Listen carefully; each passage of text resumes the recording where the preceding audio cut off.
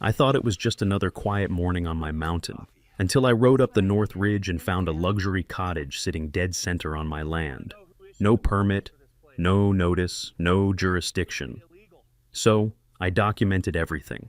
And by sunset, that illegal house was rubble. And the HOA president who built it came screaming up the trail in a Porsche, waving fake contracts and dragging hired muscle behind her. They thought they were intimidating a local. They didn't realize they'd just declared war on a state attorney. Most stories don't begin with sirens or lawsuits.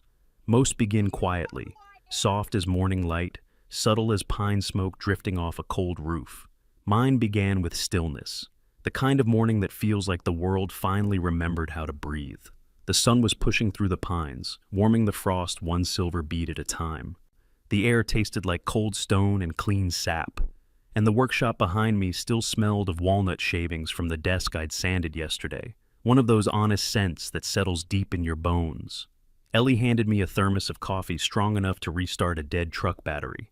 Right before I stepped out, she gave me that "don't chase raccoons again" look. She's wiser than me, and she knows the woods tend to steal my attention. My plan was simple: ride the ATV up toward the North Ridge, check a few boundary markers, clear whatever winter storms had knocked down, and be home before lunch. But halfway up the ridge, something caught the corner of my eye. A flash, too straight, too polished, too deliberate to belong in a place built by wind and time. The engine of the ATV slowed under my hand without me telling it to. Instinct tugged harder than thought. I killed the engine and listened. No chainsaws, no generators, no voices, just the old mountain breathing.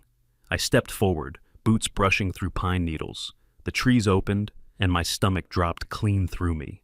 There, perched boldly on my slope, stood a structure so out of place it almost looked photoshopped into the forest.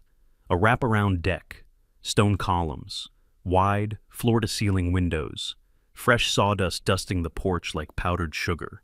It wasn't a shack, it wasn't a hunting cabin. It was a magazine cover, a glossy fantasy home planted dead center in real wilderness. You don't need a map to know when something is wrong, but I checked anyway. GPS, parcel overlays, digital boundary pins, I've triple verified over 20 years of ownership. No mistake, no ambiguity. The house wasn't near my land. It wasn't brushing against a property line someone misread. It was inside my land, deep inside, built like the mountain belonged to someone else entirely. But I didn't shout, didn't stomp up to the front door, didn't demand answers from empty windows. No, I did what a state attorney does when the world stops making sense. I gathered evidence. Panic makes you messy, procedure makes you lethal, and something told me this wasn't a harmless misunderstanding. This was the opening move of a much bigger fight, one they had no idea they were about to lose. I'm not an impulsive man. 20 years of living on this mountain and a career in the law before that taught me that the truth doesn't panic and the ground never lies. So I stood there for a long moment, letting the scene settle into my mind the way a judge settles into a verdict. The luxury cottage didn't just exist on my land, it announced itself. It had the arrogance of something built by people who'd never once asked permission from anyone in their lives. The morning sun caught the glass, throwing a bright reflection across the slope. For a second, it looked like a signal mirror, something you'd use in the wilderness when you're lost. Except the only thing lost here was whoever thought they could hide an entire house from the man who owned the mountain. I walked forward slowly, boots crunching on the gravel the builders had spread for their convenience. Even that angered me, not the gravel itself, but the idea that someone had prepared a work site here, planned it, cut into the ground, leveled it, delivered materials, all without me ever hearing a whisper. That takes time, that takes confidence, and confidence takes motive. As I circled the structure, the details sharpened. The wraparound deck wasn't just decorative, it was reinforced. The stone columns were real stone, not veneer. The windows were custom, the kind designed to hold heat in winter and mountain air in summer. This wasn't some shack hammered together by a weekend warrior. It was engineered, financed, scheduled, meaning someone invested serious money into putting it exactly where it didn't belong. I stepped onto the unfinished deck. The boards were new. I could still smell the resin. The whole place had that raw, half-complete energy, the kind construction sites have just before the finishing crews arrive with tile samples and overpriced lighting fixtures. There were no furniture, No personal items, no indications anyone had stayed here, just the bones of a wealthy person's fantasy. I pushed open the door. It wasn't even locked. Inside, sawdust hung in the air like a pale mist. Electrical wires curled out from open junction boxes. Cabinets lay in cardboard boxes along the wall. Somebody had big plans for this place. But the detail that caught my attention first wasn't the room, or the workmanship, or even the size. It was the silence. A silence that didn't belong to the forest, but to a work crew that had disappeared fast. No tools left behind, no water bottles, no portable generator, no contractor marks, nothing. Like someone told them to pack up and vanish yesterday. And that's when I noticed the tire tracks leading away from the back. Fresh, deep, probably from a trailer or equipment hauler. Whoever built this didn't just break the law, they ran from it. I pulled out my phone, opened my bookmarked GIS overlay, and zoomed in. The parcel boundaries glowed in red lines. My property stretched across the ridge like a long spine, every contour and angle familiar to me. The dot representing my position sat squarely, almost insultingly, inside my land. Not on the border, not near a surveying error, dead center. There is a specific kind of anger that comes from seeing someone lay claim to what you've bled for. But anger is a poor tool. Documentation, on the other hand, that's a scalpel. I started recording. North Ridge, 10:14 a.m., structure located approximately 47 miles inside property line. My voice was steady, even calm. Ellie always says my legal tone sounds like a man sharpening a blade, and she's probably right. As I narrated, something unexpected crept into my thoughts. Whoever built this wasn't trying to be discreet. This wasn't tucked behind trees or nestled in a hollow. No, this stood in an open clearing, bold, proud, like it belonged there. It reminded me of something we saw often in court. The confidence of someone who believes consequences are for other people. I ended the recording, pocketed my phone, and took a long breath of cold air. Someone had declared something by building here. A statement, a warning, or maybe a test. Whatever it wasn't accidental, and it certainly wasn't legal. Before heading back to meet Ellie, I glanced once more at the structure. Bright wood, shining glass, standing like a monument to entitlement. A beautiful house, yes, but beauty doesn't justify trespass, and the mountain doesn't negotiate. I've always believed there are two kinds of responses to crisis: emotion or procedure. Emotion burns fast. Procedure wins cases. When I texted Ellie, "Come to the North Ridge, bring the drone," she didn't ask a single question. Her reply came in 4 seconds. "On my way." Most people marry for romance. I married the only woman I've ever met who could cross-examine a tree stump.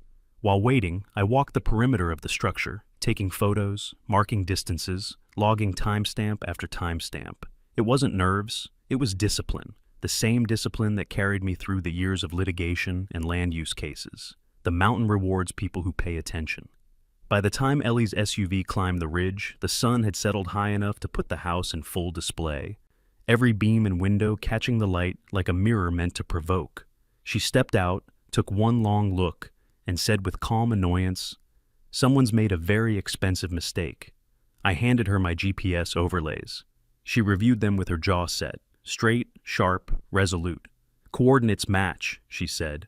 "Structure is inside your parcel, entirely. Mark, this isn't even close." She lifted the drone case onto the hood and began calibrating. Her hands moved with the precision of someone who'd filed thousands of court exhibits. The drone rose into the air, slicing through the silence. As it began circling the structure, Ellie narrowed her eyes at the monitor. "Mark, look at the stumps." I stepped beside her. On the screen, 3 clean-cut stumps. Not fallen trees, not storm damage. Old-growth oaks, trees that had been here long before I ever was. "They cut down your oaks," Ellie said, voice tight. "For that deck. That's timber trespass. Treble damages." I felt something low in my chest tighten. Cutting trees on my land wasn't just illegal, it was personal. Trees like that take a century to grow and 5 minutes of arrogance to destroy. The drone continued its sweep, capturing every angle, every stump, every board. Ellie adjusted the altitude and said softly, "This wasn't rushed. They planned it." I stepped in front of the house as she positioned the drone to face me. It hovered like a mechanical witness.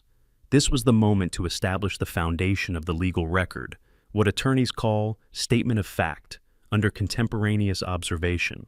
So, I spoke clearly, my voice firm, steady, carrying the weight of oath without needing one. My name is Mark Hale. I am the sole legal owner of Parcel ID 44902 North Ridge Sector. Today is October 14th. The structure behind me is a trespass. It is unauthorized. It is unpermitted. And it is sitting on private land documented by Deed Book 12, page 405. Ellie held the drone steady as I walked past the deck, pointing out markers. This land has been surveyed 5 times, 2003, 2009, 2014, 2018, and 21. All surveys confirm identical boundaries. No easements, no encroachments, no recorded permissions. I let the silence rest a moment before finishing. If I am wrong, I will take responsibility, but I am not wrong. Ellie lowered the drone, reviewed the footage again, and exhaled slowly, a controlled, deliberate release of breath. This wasn't a misunderstanding, she said. Someone invested time, money, and labor into building something they knew wasn't theirs. I nodded. Then we're not dealing with confusion. We're dealing with intent. She slipped her hand into mine, not for comfort, but solidarity. Let's keep documenting, she said. We build this case right at the first time.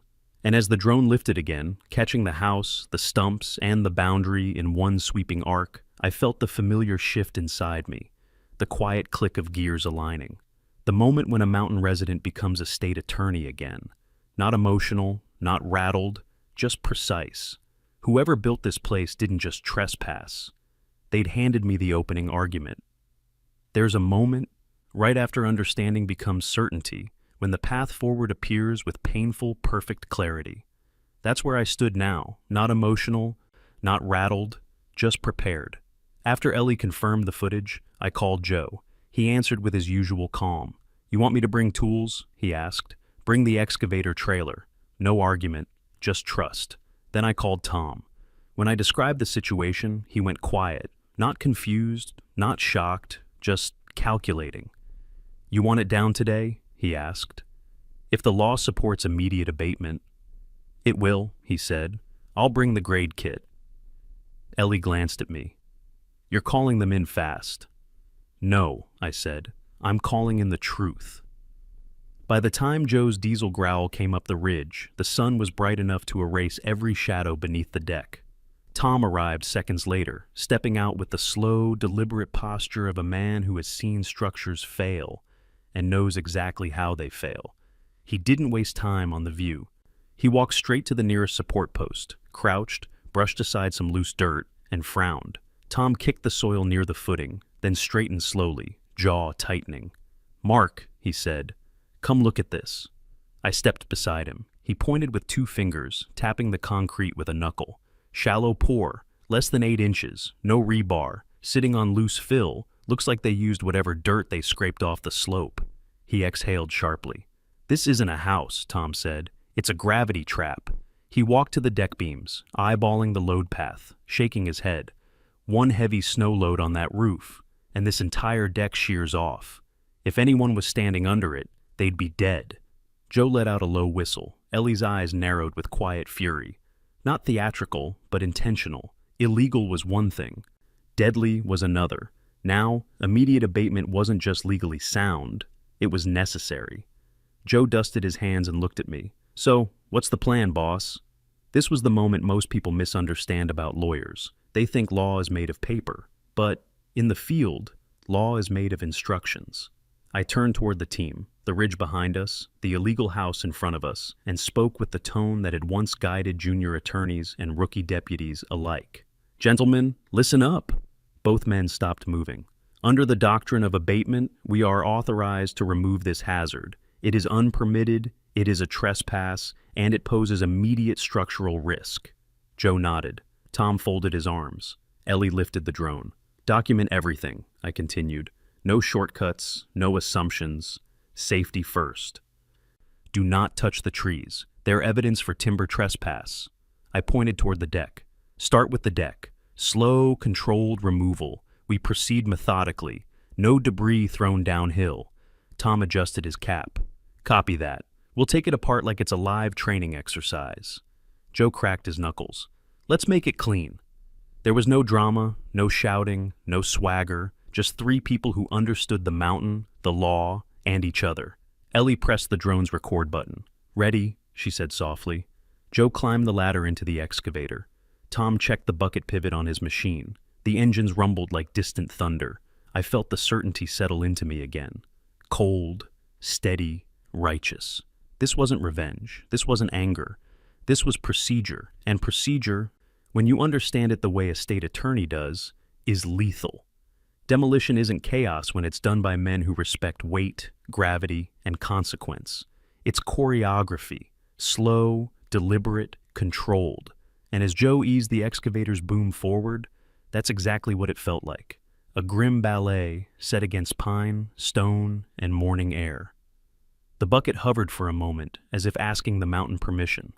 Then Joe lowered it, gentle, careful, just enough force to test the structure. The wood answered with a long, tired groan, a sound that carried years of weather the structure would never survive. Tom positioned his smaller excavator toward the rear, voice calm and steady. Feather it, Joe. Let the beams tell you where they want to break. Crack. The first beam surrendered exactly where Tom predicted. Another shift. Another deep fracture. Above us, Ellie steered the drone in slow, sweeping arcs, capturing every angle, the structure weakening, the ground shifting, the evidence forming in real time. Joe adjusted the bucket and tapped a section of the wall to open a gap for controlled collapse. He wasn't swinging wildly. He was performing surgery. But the next touch of the bucket did something none of us expected. The drywall split, not in a violent crash, just a hard, sharp snap as the bucket skimmed across the panel. The thud of broken gypsum echoed across the ridge. A cloud of pale dust erupted into the air, swirling in the sunlight like mist. Joe froze the boom immediately, his instincts as a lifelong operator kicking in. Tom shouted, "Hold up, Joe! Hold up!" I stepped closer, covering my mouth against the drifting dust. As the cloud settled, a glint appeared behind the torn panel, something metallic, catching the light like a small beacon inside the wall studs. Tom dropped from his cab and jogged over, eyes locked on the gleam. He crouched, brushed aside a chunk of drywall, and revealed it fully. A steel utility box, built into the frame, intentionally hidden. Tom tapped it with a knuckle. Someone didn't want this found. Ellie lowered the drone to hover behind us, recording everything. Tom pulled his multi-tool and began backing out the screws, careful, methodical, treating the box like evidence rather than scrap. When he lifted the lid, the metal creaked softly. Inside lay a folder, thin, crisp, spotless, too clean for a construction site, too deliberate to be forgotten. I took it from him and opened it. Sketches, blueprint fragments, lot outlines, expansion plans. Not just for the house, for the ridge. 3 directional arrows extended outward, marking additional structures, paths, decking. At the bottom corner, written in confident pen strokes, Phase 2, HOA Expansion Initiative. Ellie inhaled sharply. They weren't just building illegally, she said. They were planning to grow illegally. Tom gave a humorless huff. Well, the foundation wouldn't have survived Phase 1. I slipped the documents into a plastic evidence bag I always kept in my ATV kit, a habit left over from years handling land disputes. This isn't just trespass, I said quietly. This is premeditated annexation. Joe, still waiting in the cab with the boom raised, called out, "You clear to keep going, Mark?" I nodded. "Proceed. Controlled removal. Same plan." He eased the bucket downward again. The deck surrendered in slow, heavy breaths, each beam folding into itself, each collapse captured by Ellie's hovering drone.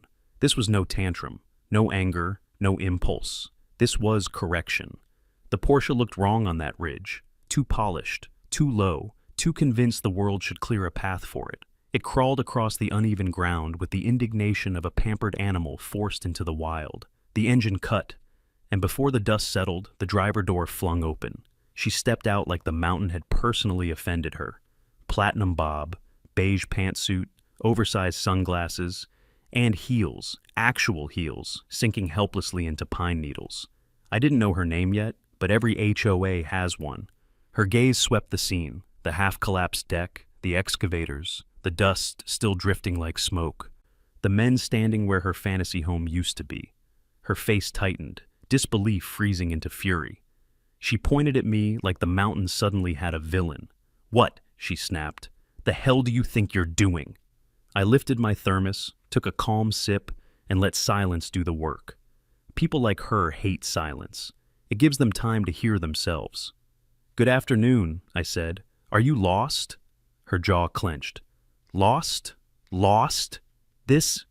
She swung her arm dramatically toward the ruined deck. "This is my property!" Joe leaned out of the excavator cab, eyebrows raised.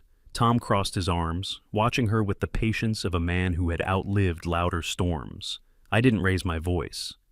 "Ma'am," I said evenly, "this structure is on my land." Her laugh was sharp, brittle. "That's impossible," she said. "We had full HOA approval. I'm the president. I authorized this development." Ellie, holding the drone controller, didn't even look up. "Your HOA stops half a mile downhill," she said matter-of-factly. "You're far outside your jurisdiction." Karen ripped off her sunglasses, as though that alone might make boundaries move. "I have documentation," she insisted. "This land was approved for expansion. You can't tear down private property." I gestured toward the half-fallen wall. "Private property requires legal property," I said. "This isn't." She marched toward me, heels wobbling dangerously. "You stop this right now," she ordered. "If you don't, I will have you arrested." Tom snorted softly. "Arrested for what? Standing on his own land?" Karen turned on him like a cat hissing at a bear. "And who are you?" "Guy who knows a collapse hazard when he sees one," Tom replied calmly. "And your house here was about to kill somebody." Karen waved him off with a scoff. Then she spun back toward me, eyes blazing. "This home cost over $600,000, she hissed. "You're going to pay for every inch." I didn't blink. "No," I said. "You are." Her breath caught, not because she was scared, but because she was unused to losing ground. Ellie spoke up then, steady as a scalpel.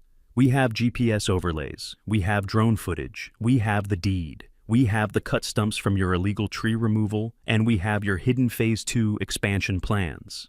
Karen went still, her lips parted slightly, just enough to show she recognized the noose tightening. You can't prove anything," she said, but the fire in her voice flickered. Ellie angled the drone toward her. "Everything you say is being recorded." Karen's expression twisted, the face of someone who'd built her life on intimidation and suddenly discovered the audience had changed. Then, in a burst of panic, she stormed to her Porsche, yanked open the door, and snatched her phone. Her voice hit the ridge like a cold blade. "You're done. I'm calling the sheriff, and I'm calling my husband." That last word carried weight. Not affection, but power. Political connections. Money. Muscle. She paced in sharp, agitated lines, spitting half-sentences into the phone. Joe looked at me. Tom looked at me. "Well?" Tom asked. I shrugged. "We keep going," I said. "She's not the last storm coming up this ridge."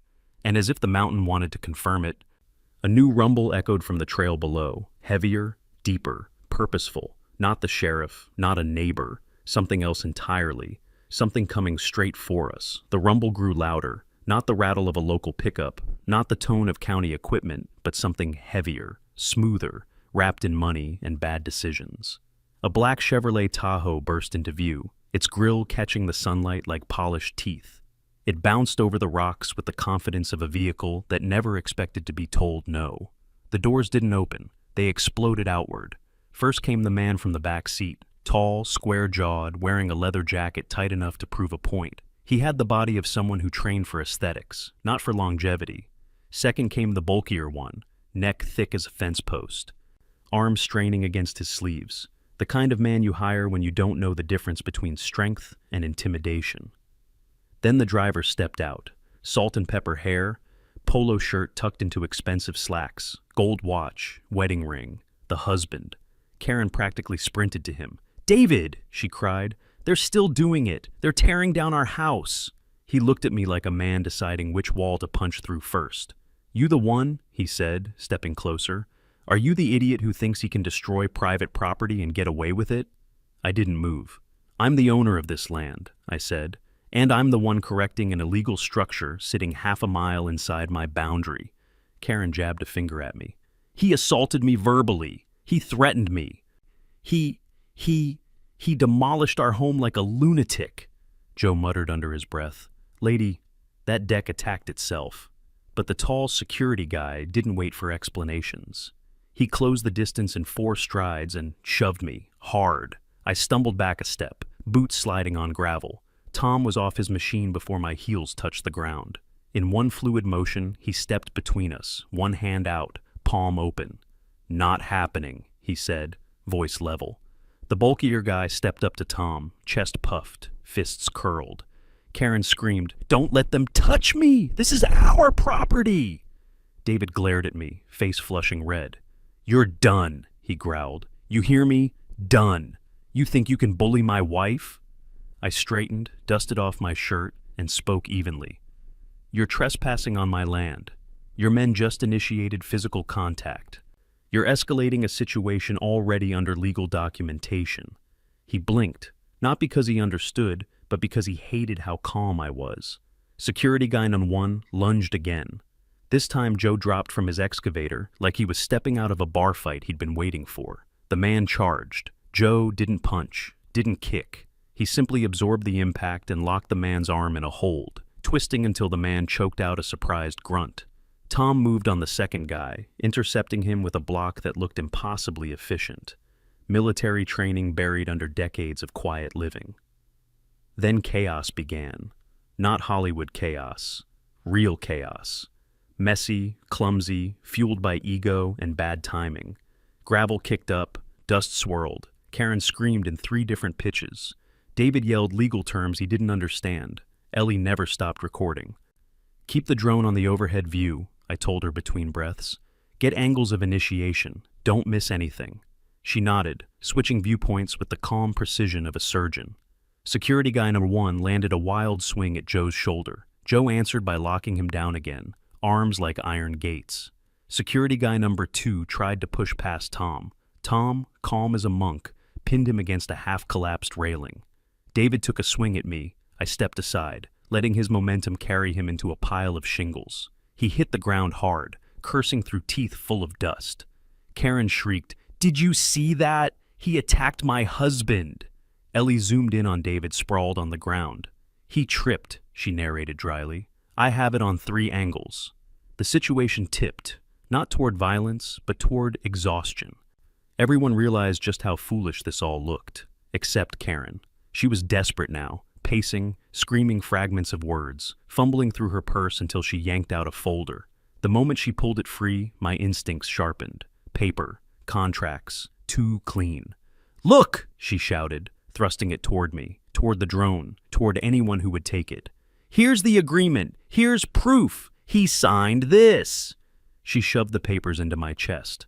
I let them hit me, then held them carefully between 2 fingers. Ellie zoomed in. The drone hovered above with a soft buzz. I didn't even need to open it fully before seeing the problem. Karen kept screaming, "See? This is legal! This proves everything!" I turned the page over. Laser-printed signature, my signature, pulled from a public document, stretched to fit.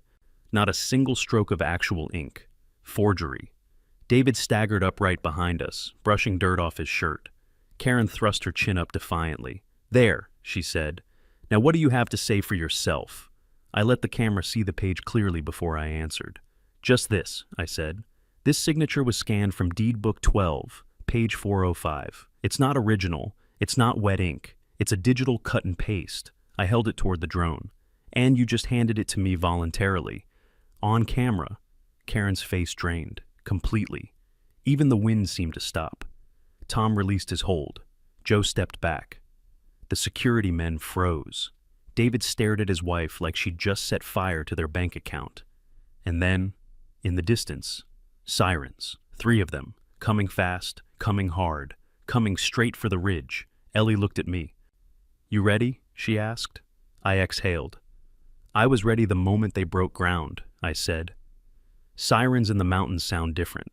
They echo, rolling through the timber and bouncing off the ridge like a warning carried on the wind. By the time the first sheriff cruiser climbed into the clearing, the dust from the scuffle was still hanging in the air, drifting between us like leftover smoke from a brush pile. 3 vehicles parked in a clean stagger, not rushed, not chaotic.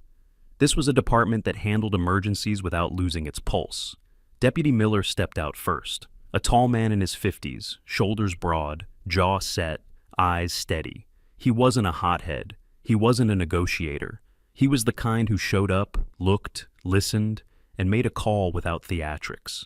He scanned the whole scene, the half-collapsed illegal cottage, the excavators idling quietly, the Tahoe with its doors still open, Karen nearly vibrating with outrage, David brushing dirt from his shirt with wounded pride, the two hired muscle guys suddenly less brave, and Ellie's drone hanging in the air like a silent officer. Then he looked at me. "Morning, Mark," he said.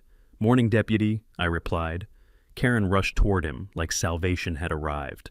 "Officer, arrest them! All of them!" she shrieked, pointing wildly. "They attacked us! They tore down our home! They—" Deputy Miller lifted a single hand. Not rude, just enough to reclaim control of the air. "Ma'am, you're going to need to slow down." "Slow down? They ambushed us. They assaulted my husband. They destroyed everything we—" He didn't answer her. He turned to me instead. "Your side?" I gestured toward Ellie.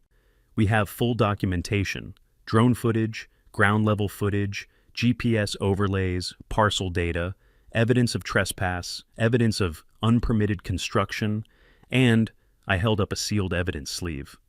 "A contract Mrs. Whitmore handed me voluntarily." Karen gasped. "That is my legal agreement." Deputy Miller took the sleeve. He tilted it slightly toward the light, just enough to see what he needed. No theatrics, no CSI lab talk, just a seasoned officer reading a page. He said, calmly and plainly, "It's flat on the paper, ma'am. No indentation at all. This looks like a high-res photocopy, not an original signature." Karen's eyes darted. Too fast. David's jaw tightened. Ellie zoomed in with the drone. Deputy Miller slipped the page back into the sleeve and sealed it. His tone stayed even, but firmer. "If you're claiming this as a binding contract, we'll need to see the original ink version, not a printed reproduction." Karen opened her mouth, closed it, opened it again. No script left to read. David stepped forward, trying to recover the narrative. "Officer, this man ambushed us. We were defending ourselves." Deputy Miller raised the same calm hand. "We're going to review the footage." He nodded to Ellie. "You said you have timestamps?" "Yes, sir," Ellie said, handing him the controller. "Overhead first, then ground view." The deputy watched. He didn't react quickly or dramatically. He watched like a man who had learned that evidence always speaks louder than people. He saw. Security guy in 1 shoved me first. Security guy in 2 charged Tom. David tripping into shingles untouched. Karen contradicting herself. And finally, Karen forcing the forged contract into my hands. He exhaled slowly. Then he turned to Karen. "Ma'am, this footage does not support your version of events." Karen flailed her hands. "The drone is fake. They altered it. This is manipulated," Ellie said quietly. "Live feed, deputy. Metadata intact." Deputy Miller nodded once. Karen spun toward him again. "You're letting them frame us." He straightened. "Ma'am, I'm not letting anyone do anything. I'm reviewing evidence. That's my job." Silence fell, heavy, like a door shutting. Finally he spoke. "No arrests on scene. This is now both a civil and potentially criminal matter. I'm forwarding all of this to the district attorney's office. There will be follow-up." Karen gasped as though someone had punched the air out of her. "What? After everything he destroyed?" "Ma'am," Miller said steadily, "that's the procedure." He turned to me. "Mark, I recommend suspending demolition until the DA reviews all this." "I'll comply," I said, "because compliance is a weapon too." Karen snarled, "You think this is over? I'll have every agency in this state crawling over your property, every one of them." I didn't respond, but Ellie did, her voice soft, precise. "The drone heard that too, Karen." Karen froze, and in her eyes I saw it, that flicker of panic that makes people do stupid, desperate things. 24 hours later, the EPA came knocking. The knock on my workshop door came early. Too early for visitors, too measured for neighbors, and too official to ignore. 3 quick raps, a pause, then 2 more, government rhythm. I wiped my hands on a shop rag, expecting maybe a delivery driver or a lost hiker. But when I opened the door, 2 men in windbreakers stood on the gravel, dark blue jackets, shoulder patches, badges clipped to their belts. EPA, Environmental Protection Agency. The taller one adjusted his glasses and then held up a folder. "Sir," he said, "we received an anonymous complaint regarding potential hazardous waste dumping on this parcel." My stomach didn't drop. It twisted. Anonymous complaint. Right after Karen threatened to unleash every agency she knew. I leaned against the doorframe, arms crossed. "What kind of waste?" The man opened the folder. "Insulation debris, unsealed solvents, drywall dust, potentially contaminated materials." He glanced up. "We're obligated to investigate." Ellie appeared behind me, still tying her hair back. "What territory?" she asked. The agent pointed to a marked map. "The ridge, area where a structure was recently demolished." Of course. Of course she picked the one spot where we'd been hours before, where the ground was still disturbed, where debris from their illegal build could be moved in without us noticing. I exhaled slowly. "All right," I said, "you're free to inspect, but you're going to want your cameras running." The agent blinked. "Sir? We've had activity here recently. I want documentation of your documentation." His partner gave a cautious nod. "Fair enough." We led them up the ridge. The early morning sun cut sharp lines through the trees, illuminating the path like a stage set. And at the clearing, the theater continued. Black bags, broken drywall, a few tipped-over buckets. A barrel tucked behind a pine like someone tried to hide it, but gave up halfway. Ellie whispered, "This is staged." I didn't whisper back. I crouched near a pile of drywall. The edges were too clean, too straight. Cut by a shop blade, not ripped by a machine. The EPA agent knelt beside me. "Sir, did you or anyone working under you leave this material here?" "No." "Can you prove that?" Ellie lifted the drone controller. "Yes," she said. "We have continuous footage from demolition yesterday. There was no debris of this type on site." I pointed at the ground. "And footprints. These aren't ours. Wrong boot size." The agent looked uneasy. "Still," he said, "we have to collect samples, and we may need to issue a preliminary violation until this is resolved." There it was, the dagger Karen wanted. Not a conviction, not even a fine, but a federal cloud over my name. I didn't argue. Arguing makes you sloppy. Procedure makes you lethal. So I simply said, "Do what you need to do. We'll cooperate." Ellie filmed everything. The agents bagged samples, shot photos, marked coordinates. Then, halfway through the process, a truck engine growled up the ridge. Tom. He stepped out slowly, walking stiff from the scuffle the day before, carrying a metal case under one arm. "You're going to want to see something," he said. The EPA agents turned. "And you are?" one asked. "Retired structural inspector," Tom replied, not bothering with a handshake. "And the guy who knows when he's looking at a setup." He popped open the case. Inside was a small hard drive and a folded map. "This," he said, "came from Phil's trail cam over the East Ridge." He handed the drive to Ellie, who connected it to her tablet. A grainy black and white video appeared. Midnight, a large SUV backing into the woods. Same model as Karen's husband's Tahoe, same roof rack, same dents under the bumper. Two figures stepping out, carrying bags, hauling construction debris, offloading barrels. The timestamp was unmistakable. The EPA agent leaned closer to the screen. "Why didn't you show us this earlier?" I shrugged lightly. "You hadn't asked." Ellie paused the video at the clearest frame. A man lifting a bag from the trunk. His hoodie read, "El Calo HOA, big enough for anyone to read." The EPA agents exchanged a look. One part frustration, one part dawning realization. Tom crossed his arms. "You were about to issue a violation," he said, "for trash that wasn't here until after dark." The lead agent exhaled heavily. "Sir, we're going to need copies of this footage." "You'll have it by noon," Ellie said. "And," the agent added, "we'll be filing a report, but not against you." I raised an eyebrow. "Against who?" The agent closed his folder. "The party responsible for falsifying an environmental complaint and illegal dumping of construction waste. That's a federal offense." Somewhere in my chest, a knot loosened. Not victory, not yet, but momentum. As we walked back down toward the workshop, Tom patted my shoulder. "She picked the wrong mountain, Mark," Ellie smirked. "And the wrong lawyer." I nodded, but inside I felt something else. Not anger, not relief. Focus. Because the next step wasn't about debris or drones or forged contracts. It was about intent. And intent, in court, is what buries people.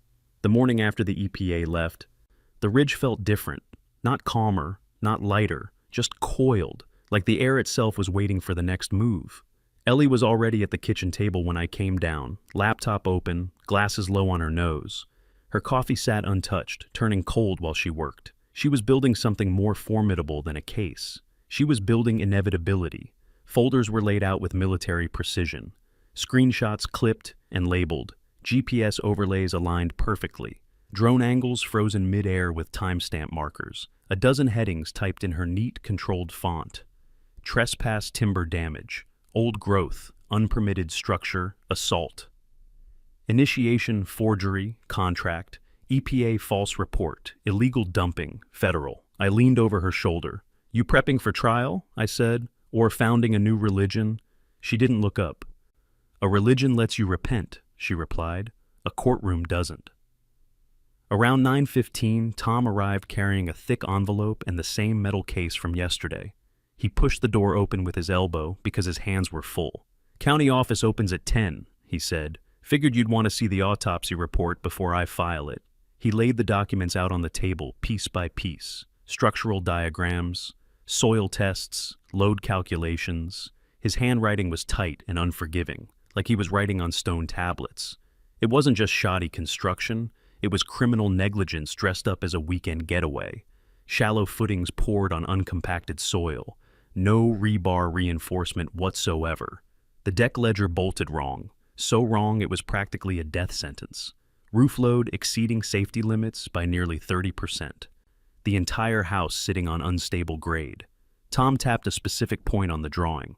One good snowfall, and this thing snaps clean off the slope. Anyone standing under the deck wouldn't have a chance. Ellie looked up long enough to say, "And they plan to blame us for the collapse. That's the part that sticks." Tom nodded. "Which is why I'm filing this with the county engineers and sending a copy to the DA. They don't like it when amateurs build grenades." Around 10:40, a white sedan turned into our driveway. The county courier stepped out carrying a stack of envelopes banded together like a bundle of bad news. He didn't have to say anything. You can feel a summons through paper. I handed one to Ellie, one to Tom just to hold, and opened mine.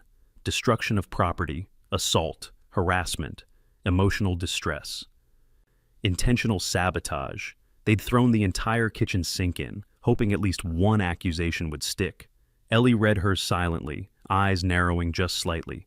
"They're leaning on emotion," she said, "not evidence." Tom snorted. Desperation never looks good in print. The afternoon passed in steady preparation. Ellie cataloged every clip, tagged every file, added officer statements, EPA notes, and timestamps from the trail cam footage Tom brought yesterday. The porch table slowly transformed into a war map, not of land, of law. By sunset, everything was ready. The last folder slid shut. Ellie set her laptop aside and stretched her fingers. "Excavators knock down walls," she said. "Paperwork knocks down entire careers." Tom laughed, shaking his head. "You two are terrifying." I stepped out onto the porch, looking toward the ridge where the illegal cottage once stood. A quiet patch of dirt now. It should have felt like victory. Instead, it felt like the prologue to something bigger. Then it happened. A soft chime. Ping. Ellie frowned and pulled her laptop back onto her lap. "That's strange," she murmured. "I wasn't expecting anything." She clicked her inbox. One new message, no subject line. Sender, board.member@privatemail.com. My eyebrows lifted. "A whistleblower?" I asked. Ellie opened the message, and the change in her posture was immediate. Her back straightened, her jaw set, her eyes sharpened like a lens snapping into focus. "Mark," she whispered, "you need to see this." It was an email chain, long, messy, and devastating, between Karen the contractor and two HOA board members. Karen, "Just build it. Don't worry about the boundary." Another line, "If he complains, the HOA reserve fund will cover legal. He can't fight us, not with our budget." The contractor replied, "We're definitely outside the platted HOA zone. Karen, he doesn't check the ridge often. Get it done fast." Another board member hesitated. "Are you sure? This feels risky." Karen responded, "He lives up there alone. He won't push back, and even if he does, we'll bury him in motions. Ellie scrolled further. Attached was a PDF, proposed expansion plan, Phase 2, multiple cottages, extended road access, all drawn directly across our land. Tom let out a low whistle. "This isn't negligence," he said. "This is malice." Ellie's voice was almost quiet enough to be a whisper. "This is intent, Mark. The one thing judges care about more than anything else." Everything in me went still, not angry, not relieved, just certain. Karen hadn't made a mistake. She hadn't misread a map. She hadn't been misled. She had planned this, counted on us folding, counted on HOA money to crush whoever stood in her way. And now, a member of her own board had stabbed her in the back to save themselves. The wind outside shifted, bending the pines. The ridge seemed to exhale. Ellie closed the laptop slowly. "Well," she said, voice steady as a hammer, "I think we just won the pre-trial." I didn't smile. I didn't need to. The evidence would speak for us tomorrow, and Karen would finally hear exactly what it sounded like when the truth landed. The courtroom was colder than it looked. Old wood, old air, old expectations. Ellie and I sat shoulder to shoulder at the defense table, not touching, but aligned the way two mountain ridges hold the same horizon. Karen entered behind her lawyer, wrapped in black like a widow grieving a future she still hoped the judge would restore. David followed, looking like a man who'd bargained with the wrong devil and was now realizing the bill had come due. When the judge walked in, the room straightened itself. Small woman, sharp eyes, the kind who didn't need to raise her voice to quiet a room. Words obeyed her simply because she spoke them. Karen's attorney rose first. He launched into a long, winding monologue about innocence, community vision, emotional trauma, reckless destruction, cruelty, intimidation, violence. He painted Karen as a martyr and me as a barbarian with a bulldozer. The judge listened, but not deeply. You can tell by a judge's eyes when the words are landing and when they're just passing through the room like steam. He finished. Karen nodded and dabbed her cheek with the corner of a neatly folded tissue. Then the judge turned to our table. "Your response?" I didn't look at the attorney we hired to sit quietly and keep things procedural. I stood. "Your Honor," I said, "I am representing myself. Mrs. Hale will facilitate the exhibits." A flicker passed through her eyes, recognition, then something firmer. "Proceed, Mr. Hale." I stepped to the podium with no notes. Not because I memorized anything, because truth doesn't need memorizing. "Exhibit A," I began. "Parcel maps, GIS overlays, and my deed. The plaintiffs built their structure entirely on my land." Ellie clicked the first slide. The boundaries lit up on the monitor like a wound with clean edges. "Exhibit B," I continued. "Drone documentation of the structure, including evidence of timber trespass, 3 old-growth oaks cut without permit." Ellie brought up the footage. The room stayed silent, the way a room does when everyone sees the truth at the same time.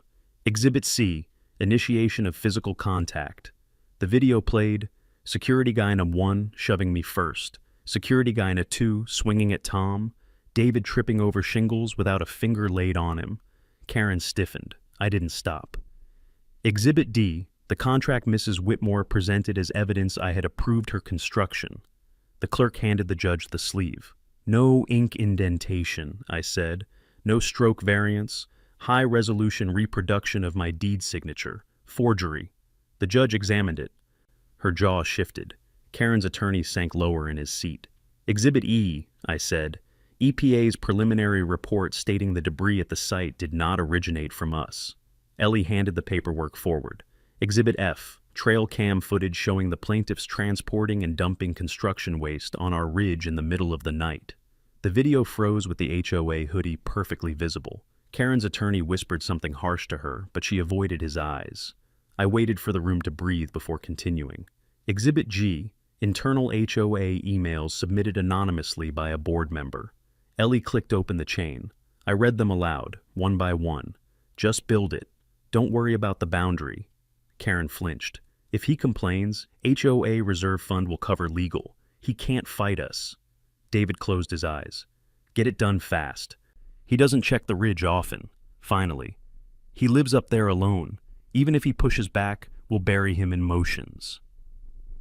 The courtroom was silent in a way that felt physical, like the air grew heavier to trap the moment where everything changed. I closed the binder. No further defense, Your Honor.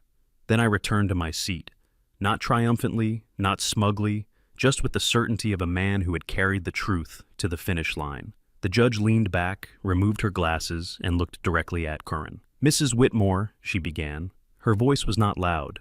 It didn't have to be. "In 20 years on this bench, I have seen honest mistakes. I have seen negligence. I have even seen ignorance, but I rarely see such a calculated, malicious attempt to weaponize the legal system against a private citizen." Karen shrank into her chair. "Your claims are dismissed with prejudice," the judge continued. "That means you may not file them again." Her attorney rubbed his forehead.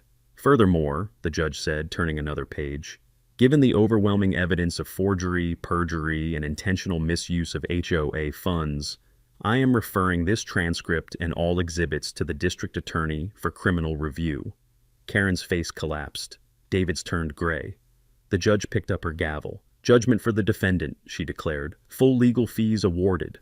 Then she paused, looked at me, and added, "And Mr. Hale." I met her eyes. "Yes, Your Honor. Thank you for removing that structure before it killed someone." The gavel struck like a rifle shot. "Court adjourned," Karen sobbed.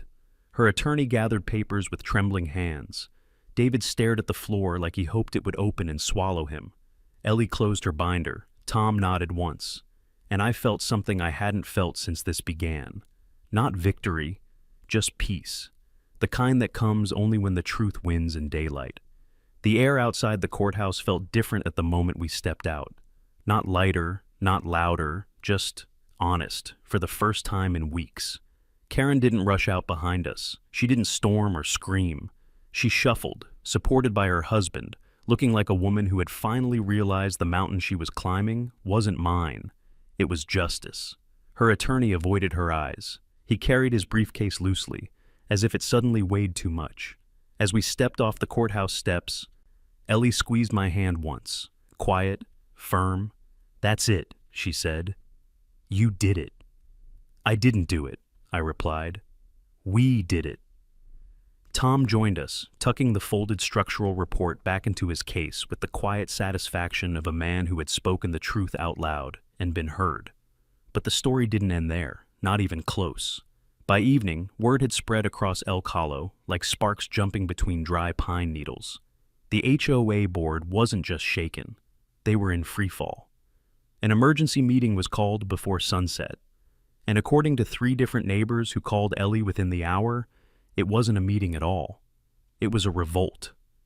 Board members who had followed Karen out of fear for years were suddenly speaking openly, loudly, and with an exhaustion that sounded like relief. By 9 p.m., the official notice went out. Effective immediately, Karen Whitmore is removed from the presidency of the Elk Hollow HOA. Nothing about fraud, nothing about forged documents, nothing about dumping waste in the woods, but the absence of words said plenty. The next morning, the county followed with its own message, far shorter, far sharper. HOA jurisdiction does not extend beyond Ridgeline Road. Hale property is not under HOA governance. The map online updated instantly, a bold red line, clean as a blade, cut their world from mine. Ellie printed it, pinned it to the fridge, touched the corner like she might frame it someday. The district attorney moved quickly too. A formal inquiry was opened into forgery, perjury, illegal dumping, HOA fund misuse, conspiracy to commit property fraud. David voluntarily stepped away from his law firm pending investigation. Everyone knew what that meant. The 2 hired enforcers were picked up quietly. One apparently had a suspended license from a different assault case. This didn't help him now. But the part that surprised me most wasn't the legal fallout. It was the people. Neighbors I barely knew showed up, some with pie, some with beer, some with stories they had been afraid to tell before. An older woman hugged Ellie and whispered, "We were scared of her too." A man from the HOA side said, "I didn't vote for her. Wish I'd spoken up sooner." A younger couple simply left a handwritten note on our porch. "Thank you for standing your ground. You helped all of us." But the moment I knew things had truly changed came at the celebration Ellie insisted on planning. A simple gathering, no speeches, no decorations, just people and food and the quiet satisfaction of surviving a storm. We held it on the very clearing where the illegal cottage had once stood. The ground flat, open, and honest again. Tom brought ribs, Joe grilled sausages. Someone set up a portable speaker. Kids ran between tree shadows. The fire pit in the center glowed like a heartbeat returning to normal. And that's when he appeared. Deputy Miller, not in uniform, just jeans, boots, a casual shirt, and a paper plate holding 3 ribs like a peace offering. He stood beside me and Tom near the fire. "Good turnout," he said. "Good people," I replied. He nodded toward the flames, then lowered his voice. "Mark, the county's reviewing 3 other Elk Hollow projects down south. We're seeing the same pattern: cut corners, bad permits, boundary issues, real messy stuff." Tom let out a soft groan and bit into a rib. "Knew it," he muttered. "Do idiots travel in packs?" Deputy Miller smirked, then continued. "We might need outside help. A legal consultant who knows land law inside and out, and a structural guy who can spot a fraud foundation at 20 feet. Tom elbowed me slightly. "Depends on the pay rate," he said, chewing. I didn't answer immediately. I just stared into the fire, the embers rising, the sparks catching the breeze and drifting toward the tree line like small, glowing truths. "Let me think on it," I finally said. Miller nodded. "No rush," he murmured. "But this thing with Karen, it wasn't isolated. Some folks got real comfortable bending rules up here." He stepped away to join the food line. Tom watched him go, then shot me a sideways look. "You're not going to stay out of it," he said. "Not your style." I didn't argue, didn't need to. Sometimes the next chapter doesn't announce itself. It just pulls up a chair at your fire. The night deepened. The music softened. Stars pushed through the dark one by one. People laughed. Ellie moved from group to group, her smile warm and easy again. Kids toasted marshmallows near the coals. When she finally came to my side, she leaned her head against my shoulder. "Feels like the mountain can breathe again," she whispered. "Yeah," I said quietly. "Feels like it." She lifted her glass. "To standing your ground," she said, "and making damn sure no one builds on it but you." Everyone nearby echoed the toast. The fire cracked. The ridge hummed with night sounds. Owls, wind, and something softer beneath it. Peace. And somewhere in the dark woods, past where the illegal cottage once stood, the mountain listened and approved.